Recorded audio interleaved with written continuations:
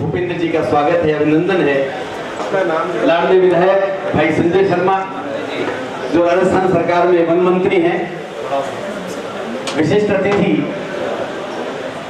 श्रीमती अर्पिका शुक्ला जिला कलेक्टर, यशस्वी जिला कलेक्टर, भोपाल परमादरणीय गोपाल जी शर्मा हमारे माननीय विधायक, जिला प्रमुख महोदय श्री बलबीर सिंह सिद्धर साहब से आग्रह है कि स्थान ग्रहण करें। राहुल द्विवेदी जी हमारे बीच पधारे, जिला प्रमुख जो है राष्ट्रीय संयोजक ब्रह्म शक्ति, और हमारे जिला प्रमुख, हमारे मान्य नेता, बिना देरी किए हुए हमारे आज के मुख्य अतिथि श्रद्धेय का महत्व इन दिनों और भी अधिक बढ़ जाता है। हम सब सौभाग्यशाली हैं कि आज इस अवसर पर मां को नमन कर कार्यक्रम की शुरुआत कर रहे हैं।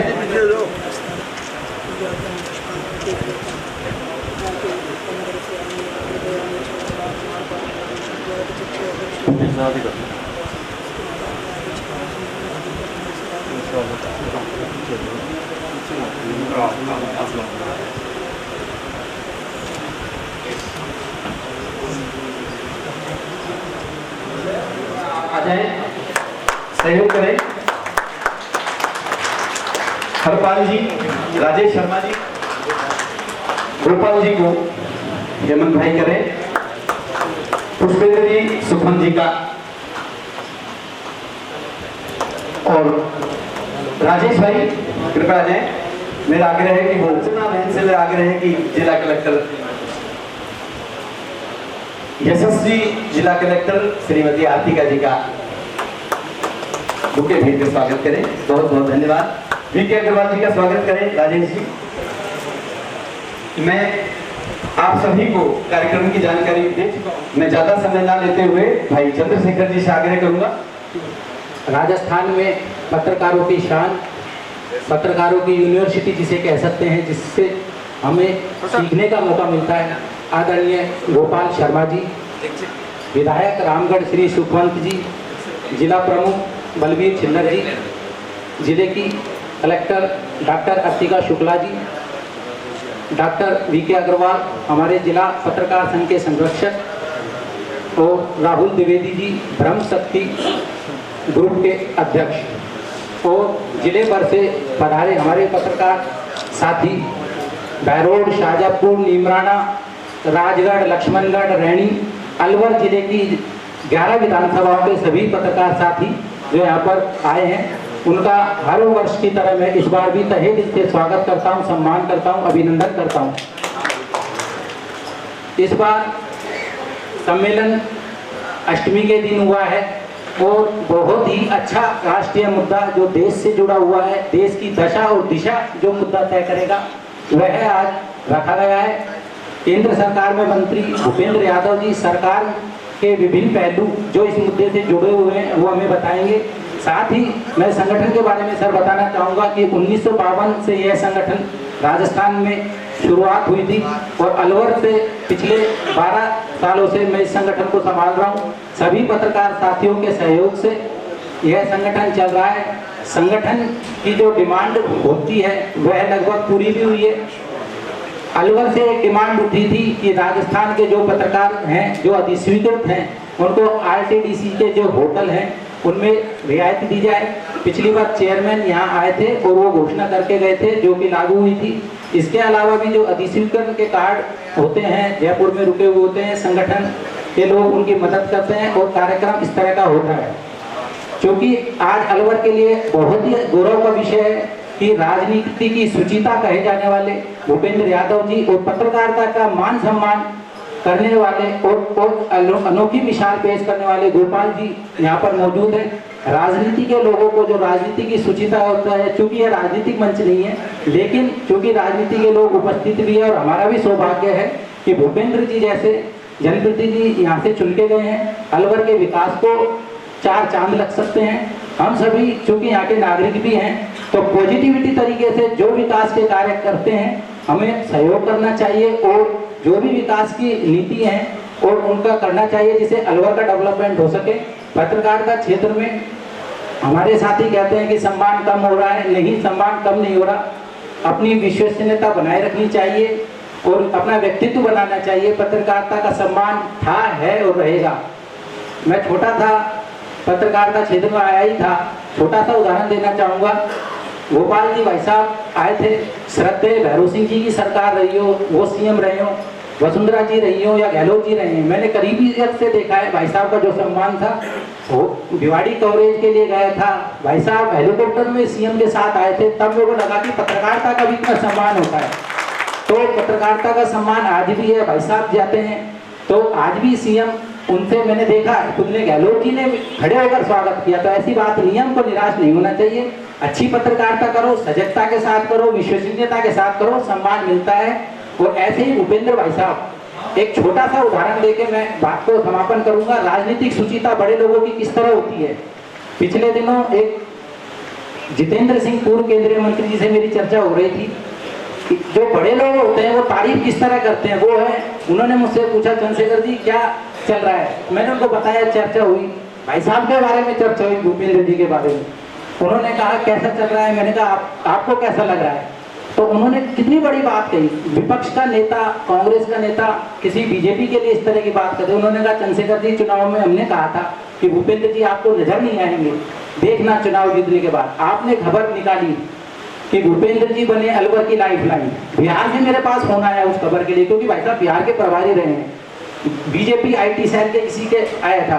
तो जितेंद्र सिंह का कहना था कि 6 महीने में जो भूपेंद्र जी की अलवर में सक्रियता नजर आई है वो वाकई में जनप्रतिनिधि की होनी चाहिए। तो राजनीतिक सुविधा देखिए, इतना बड़ा आदमी विपक्ष की पार्टी का सम्मान कर रहा है, तो इस समय इस दौर में ऐसी राजनीति की भी आवश्यकता है। फिलहाल बहुत ही अच्छा मुद्दा भाई साहब है। हम केवल गोपाल जी और भूपेंद्र जी को सुनने के लिए सभी पत्रकार बेचैन हैं, और पूरे 11 विधानसभा से भाई साहब पत्रकार आए हैं, और हमने केवल 18 लोगों का यहाँ सम्मान रखा है, जिसमें हम एक बार आपका भाषण सुन लेते हैं, उसके बाद सभी का तहे दिल से स्वागत है, सम्मान। धन्यवाद।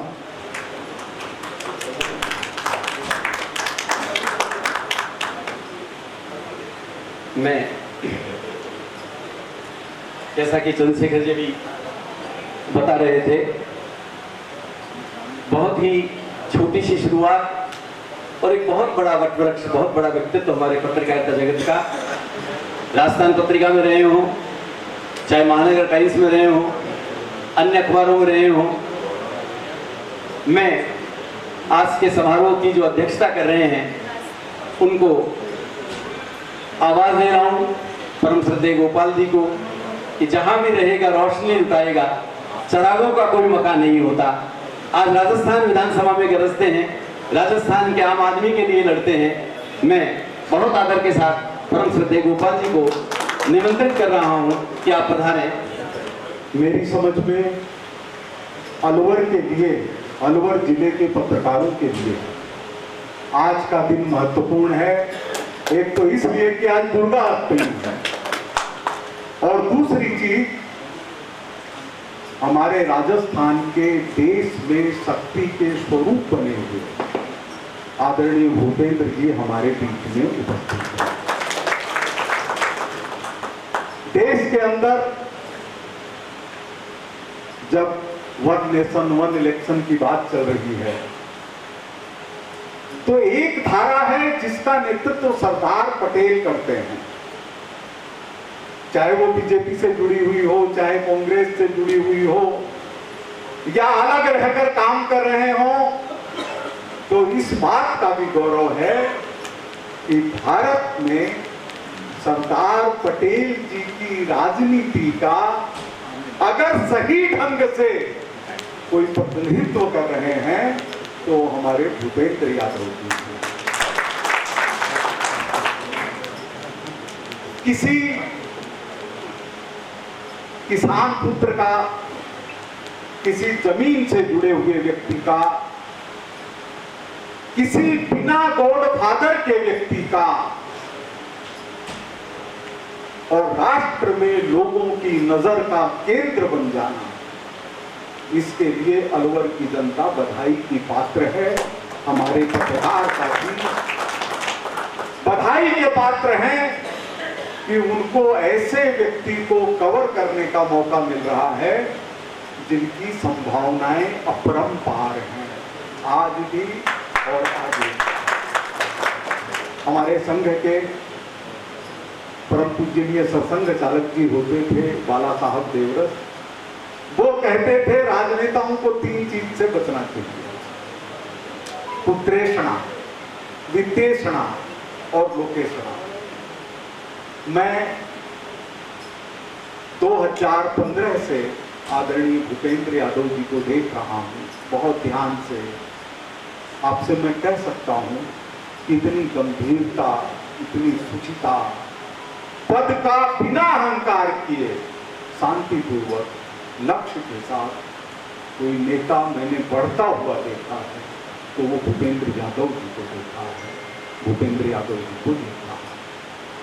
हमने वो भी स्थिति अलवर में देखी है जब महारानी युवरानी जी अपनी महेंद्र कुमारी जी बीजेपी में शामिल हुई थी। अपने ये छोटे महाराजा साहब छोटे से थे, 10-12 साल के, सफेद कपड़े पहन करके चलते थे और अलवर की सड़कों की क्या स्थिति थी, कीचड़, सड़क के ऊपर निकल नहीं सकते। मैंने आधे फुट की दूरी में मुख्यमंत्री जी को और युवरानी महेंद्र कुमारी जी को निकलते हुए देखा। कितना बड़ा परिवर्तन आया और मैं धन्यवाद देता हूं आपके लोकप्रिय विधायक जी को, मंत्री जी को। इस बार जब आपातकाल के सेनानियों की बात चली तो मैंने कहा जूली जी, बिना प्रताप सिंह जी के क्या आपातकाल की कहानी पूरी हो सकती है?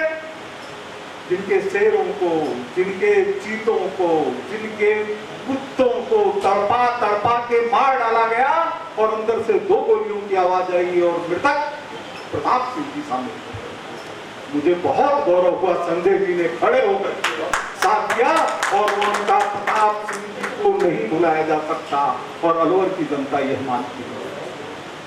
तो यह जो देश के अंदर वक्त के फैसले के तुरंत बाद आदरणीय भूपेंद्र जी का आना भी एक सौभाग्य का सूचक है।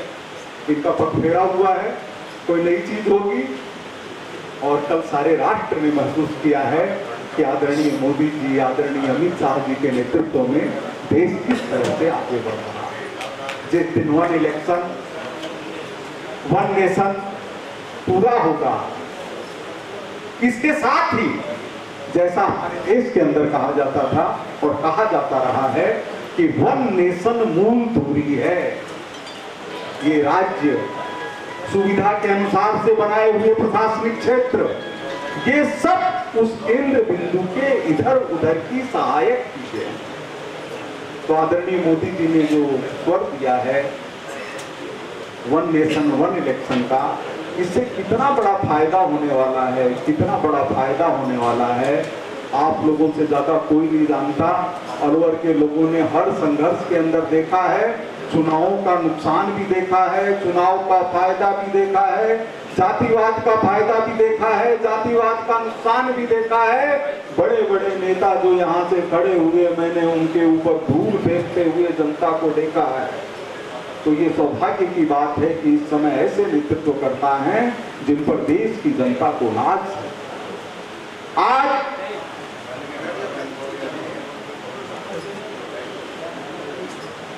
नरेंद्र मोदी जी को घोड़े पर बैठा करके मराठी पाग पहना दीजिए, हाथ में तलवार दे दीजिए, तो लगेगा कि छत्रपति शिवाजी महाराज पधार रहे हैं। आज उनके हाथ में 6.25 फीट का भाला दे दीजिए और जिरह बख्तर पहना दीजिए तो लगेगा कि महाराणा प्रताप आ रहे हैं। यह शक्ति 150 करोड़ भारतीयों की शक्ति आज अमेरिका को, रूस को, चीन को, किसी को भी इग्नोर करने की हैसियत नहीं रही। और इसलिए कि उनके जो नवरत्न हैं उनमें से एक रत्न हमारे बीच में मौजूद है जो हमेशा सुचिता के साथ में उनका साथ देते हैं। तो हमको ये उम्मीद है हम लोगों को बहुत उम्मीदें हैं। राजस्थान के अंदर जो नेता हुए उनमें भैरव सिंह जी ने तो 3/4 जीवन तक सोचा ही नहीं कि दिल्ली भी कोई चीज है। आप हमारे नेता दिल्ली में मौजूद हैं और सबसे तो आपसे बहुत उम्मीद है। हम लोग आज दुर्गा अष्टमी के दिन रामनवमी के पूर्व संध्या को आपके प्रति शुभकामना व्यक्त करते हैं। कोई भी एक और एक चुनाव की बात दूसरा करेगा तो अधूरी होगी, वो आपके कहने से ही शब्द मिलेंगे। तो मैं यहाँ पर सबसे निवेदन करता हूँ कि महाराजा भरतराय जी को याद करते हुए हम लोग आदरणीय भूपेंद्र यादव जी को सुनेंगे।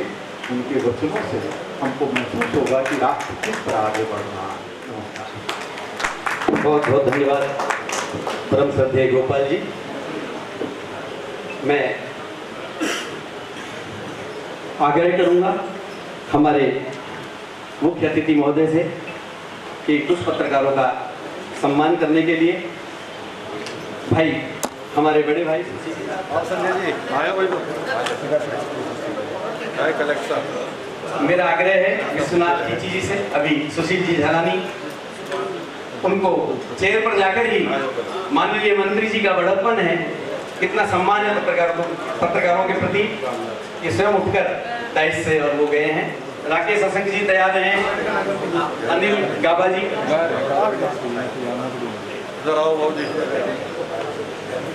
इंटरनेशनल ये रामतार जी आलोक 23 पुस्तकें आपने लिखी हैं, फोटो की तरफ देखें और समय का सब लोग ध्यान रखें।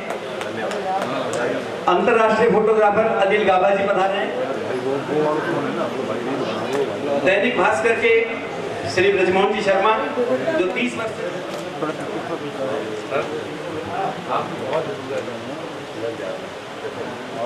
ब्रजमोहन जी शर्मा भुवनेश वशिष्ठ जी राजस्थान पत्रिका, भुवनेश वशिष्ठ जी राजस्थान पत्रिका यहाँ और राजस्थान पत्रिका में क्राइम और है। राजेश कुमार शर्मा समाचार जगत के अलवर प्रभारी और दूरदर्शन चैनल के प्रभारी राजेश कुमार शर्मा। आगलो लेने अब हमारे ग्रामीण पत्रकार जो 11 विधानसभा से आए हैं, नारायण मनमानी जी करीब 30 साल से पत्रकारिता कर रहे हैं, मुंडावर से आप आए हैं राजस्थान पर।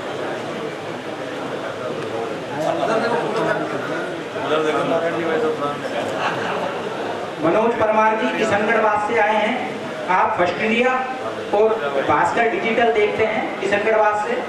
दौलत भारती जी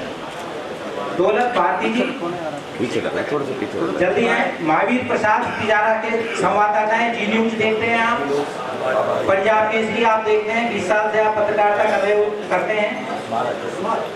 दौलत भारती जी 40 साल से राजस्थान पत्रिका के आप संवाददाता हैं किशनगढ़ क्षेत्र के। प्रदीप कुमार जी टपुकड़ा से आए हैं, प्रदीप कुमार जी। इसके बाद सुरेंद्र सिरोलिया जी आप जुड़े हुए हैं, प्रदीप शर्मा जी। अनूप कौशिक भिवाड़ी से आप फर्स्ट इंडिया, इंडिया न्यूज और डिजिटल भास्कर देखते हैं। अनूप कौशिक कोट कासिम और भिवाड़ी से आए हैं आप। अनूप कौशिक जी। सुगम चंद मौर्य देशराज यादव बहरोड से। सुगम चंद मौर्य आप आनपुर से हैं, बहुत पुराने जर्नलिस्ट हैं। देशराज यादव बहरोड से। लोकेश भारद्वाज नीमराना से, इंडिया न्यूज के आप संवाददाता हैं। देशराज यादव बहरोड से। लोकेश भारद्वाज नीमराना। दिनेश माखीजा जी खैरतल से, आप पंजाब केसरी वहाँ देखते हैं। दिनेश माखीजा जी।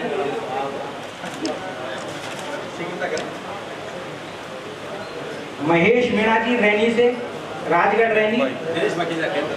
दिनेश माखीजा जी। महेश जी। शक्ति सिंह प्रजापत अलवर ग्रामीण से। शक्ति सिंह प्रजापत।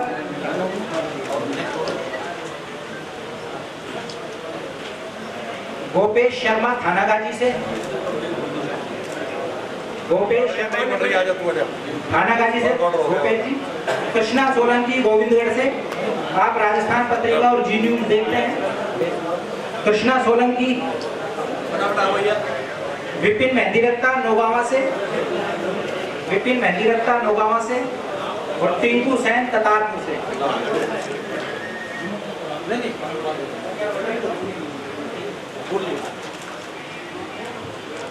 सभी विपिन मेहंदी रत्ता नौगावा अपना स्थान भी ग्रहण करेंगे और मैं बहुत ही आदर के साथ का दानवीरता कर्ण की, प्रेम भरतलाल का, दूरदर्शिता भगवान वाल्मीकि की, प्यार भारत माता का, फकीरी नरेंद्र भाई मोदी की, आशीर्वाद माता पिता का, संतों का, गुरुओं का, कृपा भर्तरी बाबा की, और भर्तरी बाबा की जय। सब आपको सुलभ हो। परम आदरणीय हमारे भूपेंद्र जी यादव, श्रमजीवी पत्रकार संघ के इस जिला स्तरीय कार्यक्रम में मंच पर उपस्थित हमारे अलवर के लोकप्रिय विधायक, राजस्थान सरकार के मंत्री सम्मान्य संजय शर्मा जी, राजस्थान के बड़े वरिष्ठ सम्मानित पत्रकार, हमारे मित्र और अब जयपुर में सिविल लाइन के विधायक सम्मान्य गोपाल जी, मंच पर उपस्थित हमारे सम्मान्य रामगढ़ के विधायक सुखवंत जी, हमारे जिला प्रमुख बलबीर छिल्लर जी, अलवर जिले की हमारी बहुत योग्य कलेक्टर सम्मान्य अर्पिका जी, मंच पर उपस्थित डॉक्टर वी.के. अग्रवाल जी, राहुल त्रिवेदी जी, यहाँ पर उपस्थित झलानी जी के साथ सभी सम्मान्य पत्रकार भाइयों और बहनों, मैं राजनीतिक क्षेत्र में 2010 से सक्रिय हुआ, लेकिन चुनावी राजनीति से, प्रत्यक्ष राजनीति से मेरा रूबरू 2013 से हुआ। और ये बात मैं इसलिए कह रहा हूँ कि मुझे अच्छी तरह ध्यान है 2013 में मैं वसुंधरा जी के साथ स्वराज संकल्प यात्रा में था।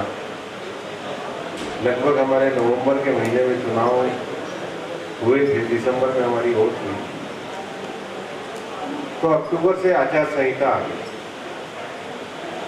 तो अक्टूबर, नवंबर और दिसंबर ये 90 दिन आचार संहिता में चले गए। सरकार ने शपथ ली, तुरंत बजट सेशन कराया फरवरी में, और बजट कराया ही था कि मार्च अप्रैल में फिर आचार संहिता, तो क्योंकि लोकसभा के चुनाव आ गए थे, तो अप्रैल, मई, मार्च का आधा, फिर मतलब पहले 90 दिन की आचार संहिता से निकले, फिर 90 दिन 180 दिन हो गए। मई में लोकसभा के चुनाव आए, 2014 में प्रधानमंत्री नरेंद्र मोदी जी की सरकार बनी और राजस्थान में नगर परिषदों के चुनाव आए, फिर 30 दिन की आचार संहिता हो गई।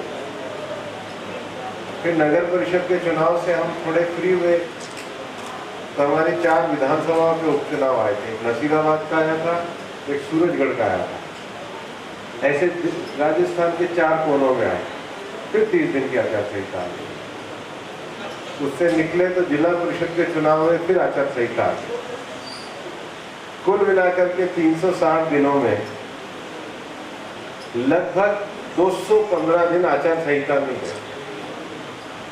और ये उदाहरण मैंने अपने व्यक्तिगत उदाहरण से इसलिए समझाया कि अगर मेरे पिछले 10 साल कोई पूछे कि आपने क्या करा, तो मुझे लगता है केवल चुनाव ही लड़ा। पिछले साल ही मैं लगभग जुलाई से लेकर के अक्टूबर तक, नवंबर तक मैं मध्य प्रदेश के चुनाव का इंचार्ज था।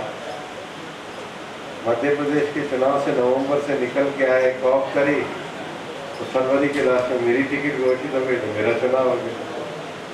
19 अप्रैल को अपना लड़ा तो उड़ीसा चला गया तो उड़ीसा का चुनाव हो गया। उड़ीसा से निकला तो फिर 5 महीने देखा तो महाराष्ट्र का चुनाव हो गया। और अभी कोई पूछे तो बिहार का बिहार, दिल्ली तो खत्म हुआ ही। मेरा कहने का अर्थ ये है कि जब हमने देश के संविधान को अपनाया तो चुनाव उद्देश्य नहीं था, चुनाव साधन था, ऑब्जेक्ट नहीं था।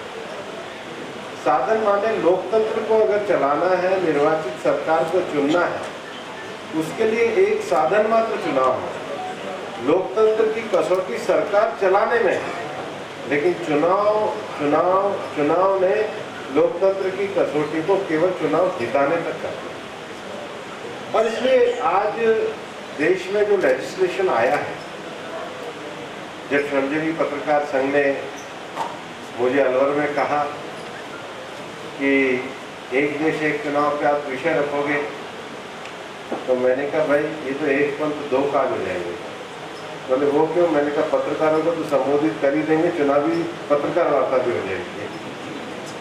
मेरा कहने का मतलब ये है कि आप लोकतंत्र के चौथे स्तंभ हैं, ये भी आपने जो सर्टिफिकेट दिया उसी में लिखा। तो लोकतंत्र के चौथे स्तंभ का होता है लोकतंत्र को पूर्णता के साथ देखना। लोकतंत्र बिना जनता की भलाई के लिए पूर्ण नहीं हो सकता, और जनता की भलाई केवल चुनाव से नहीं होती। मैं वापिस से अपने वाक्य को दोहराऊं, चुनाव एक साधन है, साध्य नहीं है। चुनाव मीन्स है, एंड नहीं है। अल्टीमेटली लोकतंत्र का उद्देश्य जनता के लिए 5 साल की सरकार देनी है। अगर 5 साल की सरकार देने में स्थायित्व, निरंतरता और निश्चितता, ये 3 चीजें अगर हम लेकर के आएंगे, एक स्थायित्व कि भाई आप 5 साल तक हो गए चुनाव, पंचायत के भी हो गए, नगर निगम के भी हो गए, विधानसभा के भी हो गए, लोकसभा के भी हो गए, अब सब बन गए, अब 5 साल के लिए काम करें। वरना मेरे को संजय जी बता रहे थे कि पिछली बार मैंने देखो, हम जब ये आ रहे थे बाला किला से, तो सड़क दिखा रहे थे वाल्मीकि बस्ती के बीच में, कि देखो मैंने ये 5 करोड़ की सड़क कराई, अब इसमें सीवर खुद रहा है। तो ऐसे हमारे चुनाव हुए कि अभी लोकसभा, विधानसभा, पंचायत, नगर पालिका, ये प्रतिनिधि एक साथ कब बैठते हैं? होना तो ये चाहिए कि जो संसद का प्रतिनिधि हो वो बाद में संसद का प्रतिनिधि कहे भाई केंद्र से ये योजनाएं आई है, राज्य का कहे ये योजना आई है, चलो हम 3-4 साल मिलकर तो साथ काम करते हैं। ये नहीं हो रहा है। कारण है कि चुनाव पे चुनाव, वो सनी देओल की तरह हो जाएगा, तारीख पे तारीख। एक चुनाव से निकले और दूसरा चुनाव, दूसरे से निकले और तीसरा। तो चुनाव पे चुनाव की जगह हम लोगों को देश में एक स्थायित्व लाने की बात करनी है। और देश की जो सबसे बड़ी लड़ाई है वो चुनाव की लड़ाई नहीं है। देश की सबसे बड़ी लड़ाई गरीबी के साथ है। हमारा सबसे बड़ा उद्देश्य होना चाहिए कि हमें गरीबी से भरे हुए लोगों के जीवन में सभी राजनीतिक दल, ये मैं कोई एक पार्टी का एजेंडा नहीं कह रहा, कुछ एजेंडे राष्ट्रीय स्तर पर ऑल पार्टीज को तय करने चाहिए। बाकी फिर अपने अपने तरीके से, अपने अपनी विचारधारा से, अपनी अपनी पार्टी के हिसाब से हम चुनाव में जीत के आ सकते हैं। लेकिन हमारा उद्देश्य एकमात्र भारत को गरीबी से मुक्ति करना है, और वो तभी आ सकता है जब स्थायित्व होगा, जब ये पता होगा भाई अब जो नगर परिषद जिस पार्टी की आ गई, जो पंचायत जिस पार्टी की आ गई, अब इसमें आगे कुछ नहीं होगा, 5 साल सबको काम करना।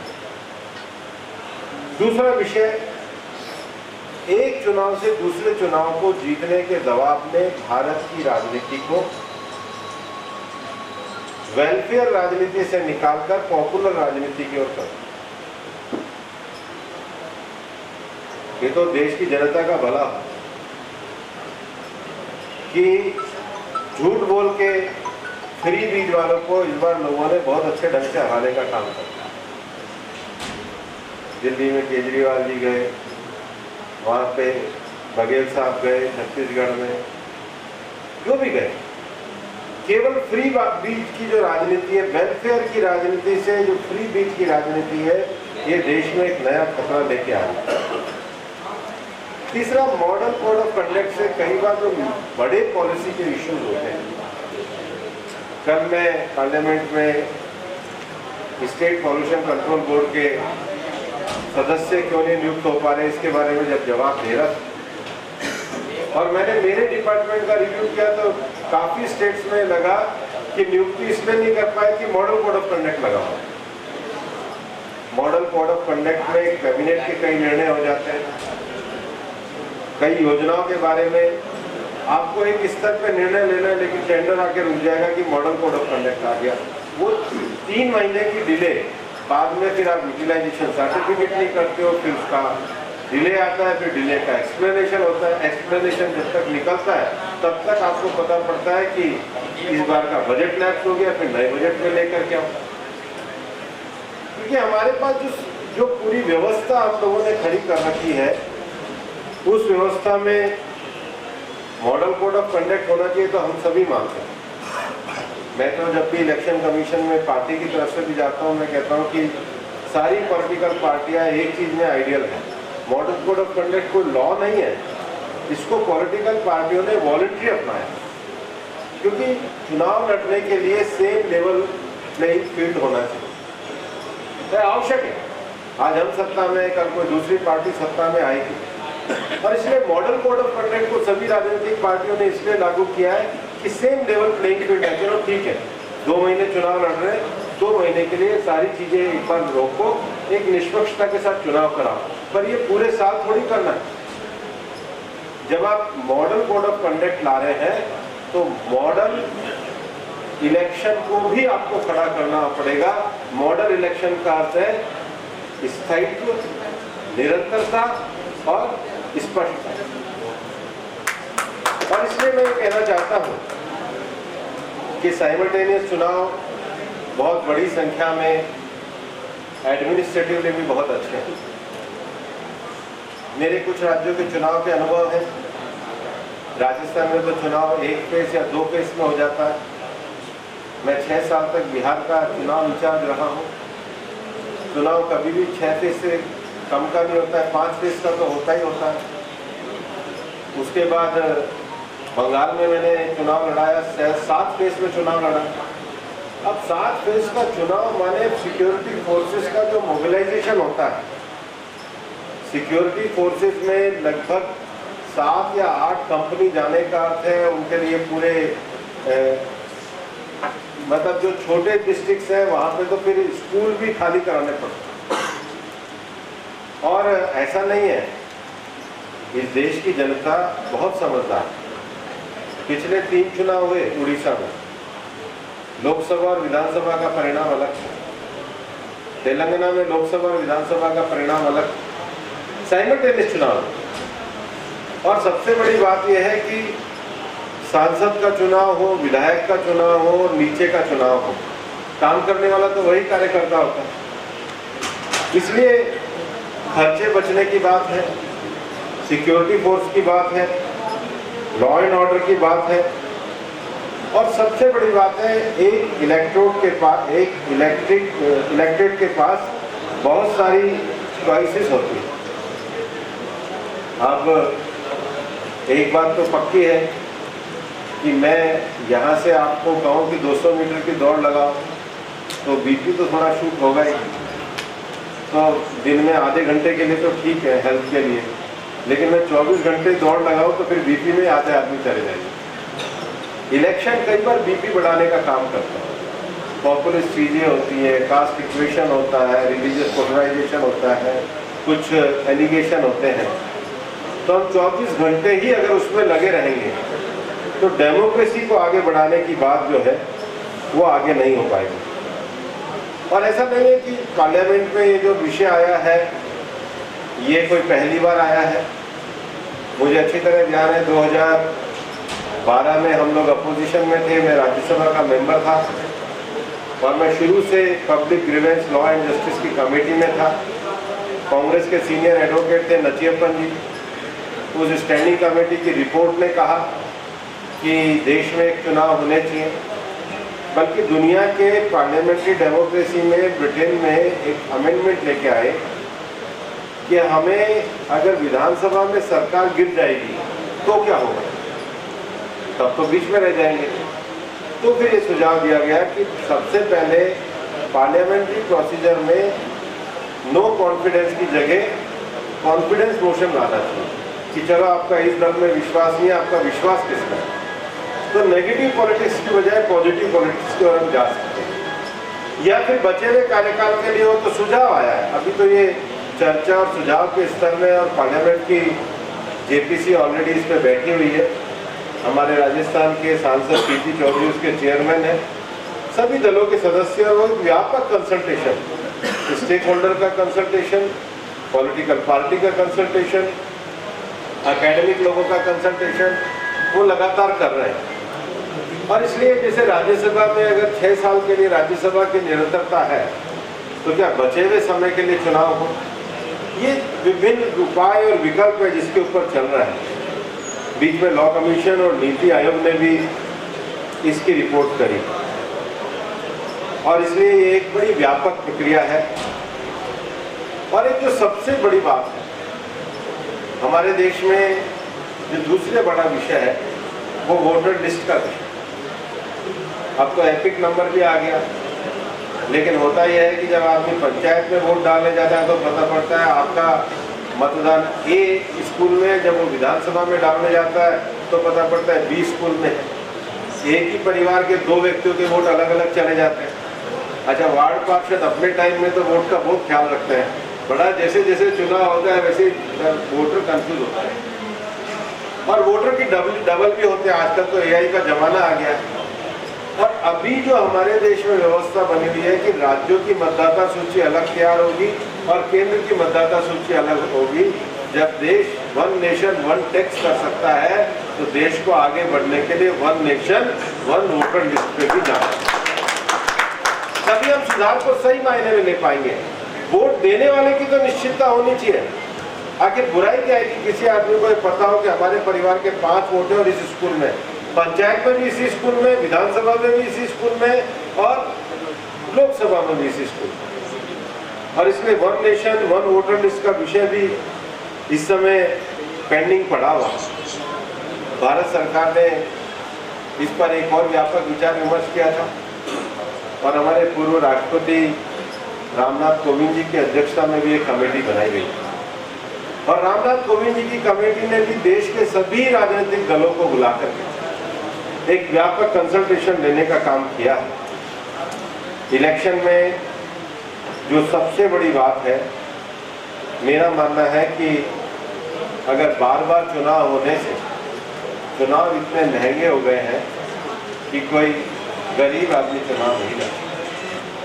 हम जो 33% रिजर्वेशन महिलाओं के लिए लाए हैं, हम ये चाहते हैं कि गांव से निकली हुई महिलाएं भी प्रतिनिधित्व कर सकें। आप मान के चलना, एक देश एक चुनाव में इतना फायदा जरूर होगा कि एक आम परिवार की महिला भी चुनाव लड़ सकेगी, क्योंकि सब एक साथ मिलकर चुनाव लड़ रहे हैं। वैसे श्रमजीवी पत्रकार संघ को मैं को टोकना नहीं था, पर 18 में एक तो महिला को पुरस्कार देते। नाम था तो काटा क्यों? इस पर तो इंक्वायरी कमेटी बननी चाहिए।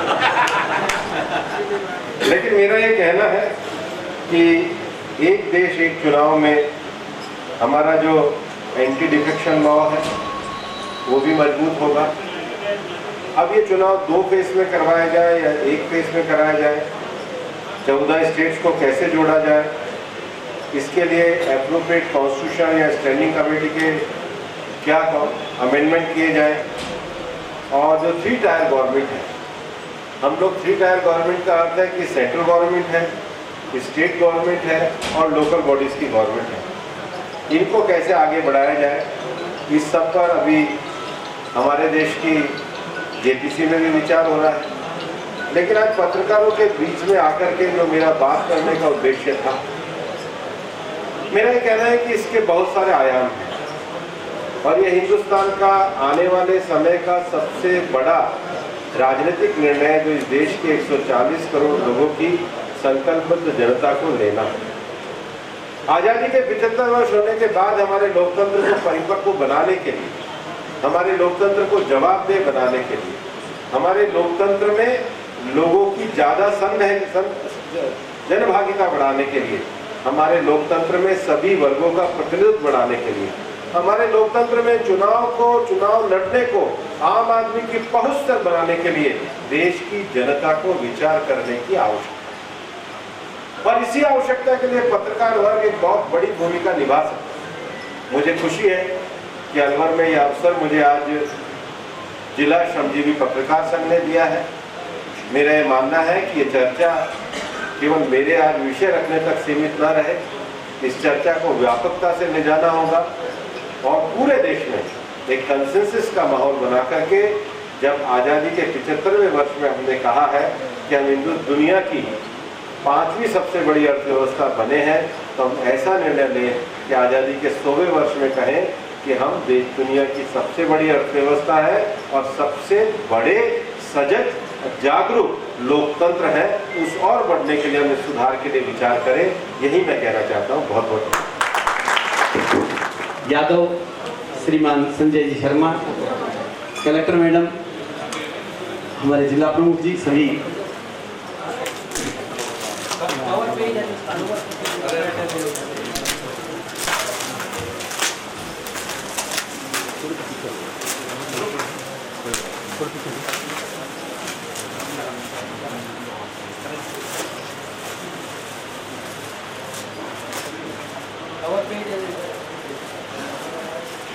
इसका कवर पेज टाइगर से जुड़ा हुआ, अलवर के पर्यटन और टाइगर से जुड़ा हुआ है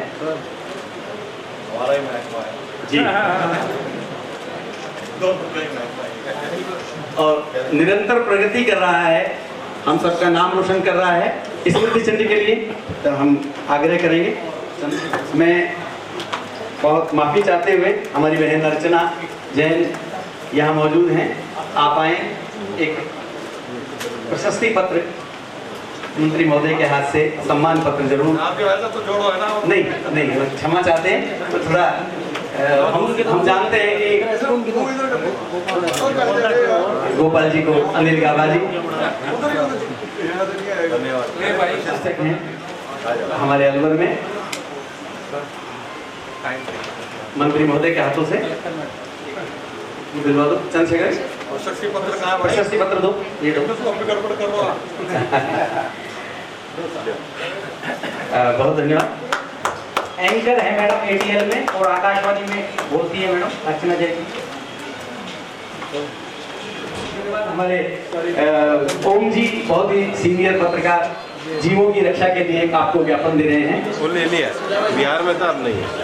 हमारे मंत्री महोदय का, राजस्थान के माननीय विधायक गोपाल जी शर्मा का, हमारे माननीय विधायक चाय पर पधारे। हम बहुत आभार व्यक्त करते हैं पूर्व विधायक जयराम जाटव जी का। हम बहुत आभार व्यक्त करते हैं भारतीय जनता पार्टी के वरिष्ठ नेता